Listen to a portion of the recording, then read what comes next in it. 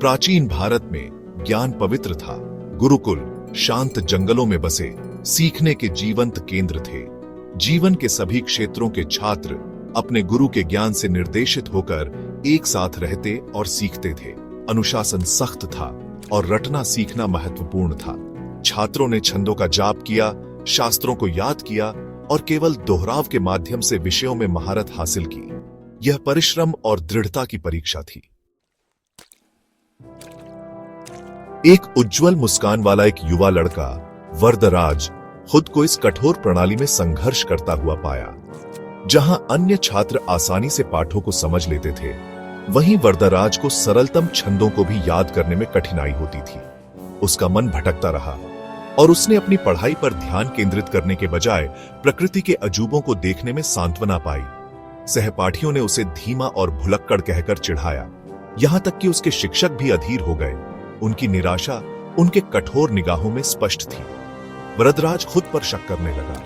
हर गुजरते दिन के साथ उसका आत्मविश्वास कम होता गया। वह अपनी वार्षिक परीक्षाओं में असफल रहा, अपने साथियों के साथ अगले स्तर तक पहुंचने में असमर्थ रहा। जब उसने अपने दोस्तों को उनकी सफलता का जश्न मनाते देखा तो उसे शर्म आ गई। निराश होकर वरदराज ने गुरुकुल छोड़ने का फैसला किया, खुद को शिक्षा के अयोग्य मानते हुए। निराश वरदराज लक्ष्यहीन भटकता रहा। एक कुएं पर पहुंचकर उसने पत्थर के चबूतरे पर गहरे खांचे देखे। हवा में लहराती एक पतली रस्सी बार बार सख्त सतह को छू रही थी।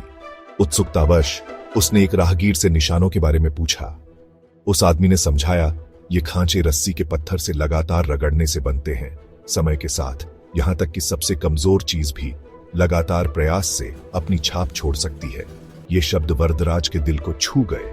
उसने महसूस किया कि यह उसकी बुद्धि की कमी नहीं, बल्कि उसकी दृढ़ता की कमी थी जिसने उसे रोक रखा था। उसके अंदर एक नया दृढ़ संकल्प उमड़ पड़ा। उसने गुरुकुल लौटने का फैसला किया। गुरुकुल में वापस वरदराज ने नए उत्साह के साथ अपने पाठों का अध्ययन किया। उसने लगन से अभ्यास किया, छंदों को अंतहीन दोहराया। उसका ध्यान अटूट था। उसने अपने शिक्षकों से मदद मांगी, अब सवाल पूछने से नहीं डरता। धीरे धीरे लेकिन निश्चित रूप से वह उन अवधारणाओं को समझने लगा जो कभी असंभव लगती थी। उसकी प्रगति ने सभी को चकित कर दिया। एक समय में संघर्ष करने वाला छात्र एक समर्पित विद्वान में बदल गया।